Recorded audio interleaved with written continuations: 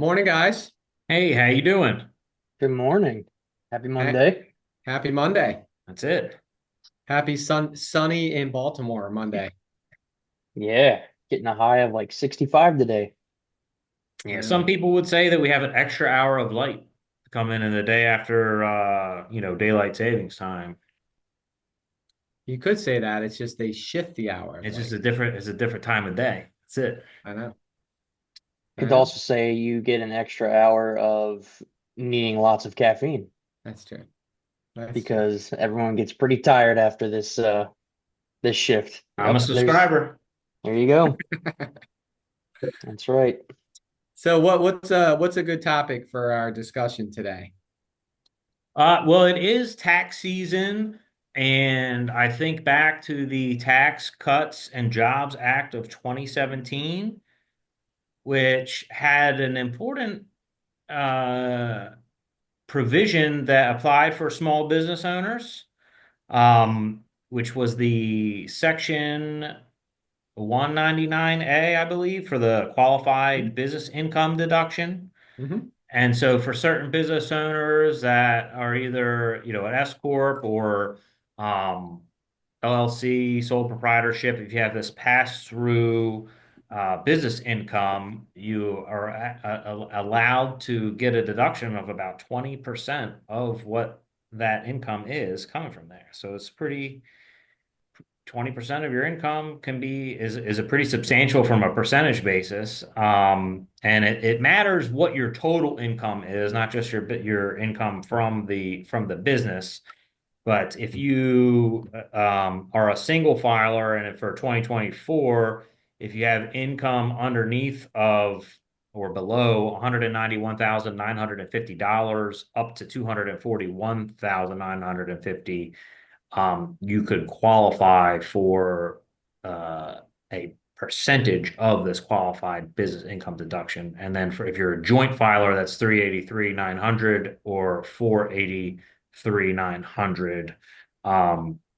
And that's on your adjusted gross income. So if you add all your income sources together and you're below that lower threshold, you get to take the full 20% away from your business income. So if you're like an S corp, that's what income that you're taking, I believe, from your deduction, not your or your withdrawal, not your employee income, but it's from the profits.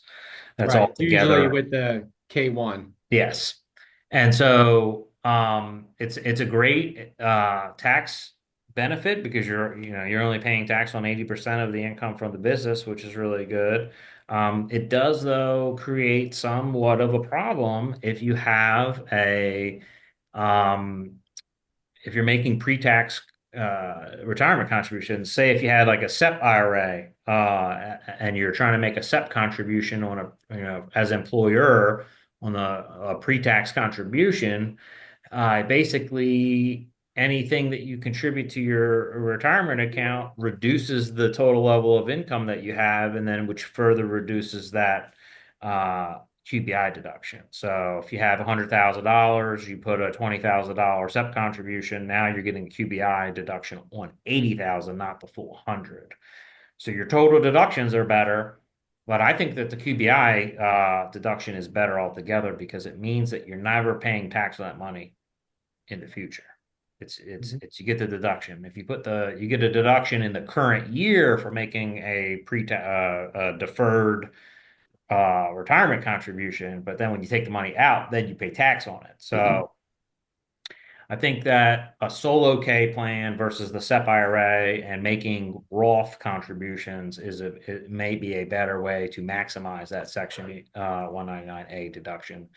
2024, you can do it. 2025, you can do it. But the future moving forward past 2025 is unclear. Congress may extend this, but as far as we know right now, 2024, 2025 are the only years that you can do it. So they say make hay while the sun is shining. So you're saying you're comparing SEP to solo K Roth. So if you trade the SEP contribution in for a Roth 401k contribution, you're not changing your adjusted gross income for the QBI calculation. That's So, right. okay. And just to really is a for depending on what your contribution level is, solo 401k is better than a SEP IRA, hands down, because it allows you to make employee contributions and employer contributions. Right.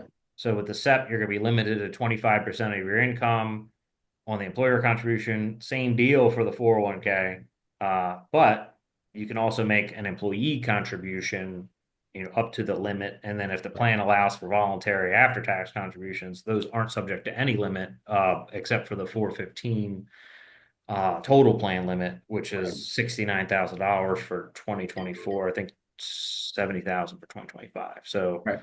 everybody talks about what the plan limit is. It's like there's a total for the types of all contributions is a limit that people don't usually, they don't reach it, so it's not talked about as much. But if you have a solo K plan, you can do it.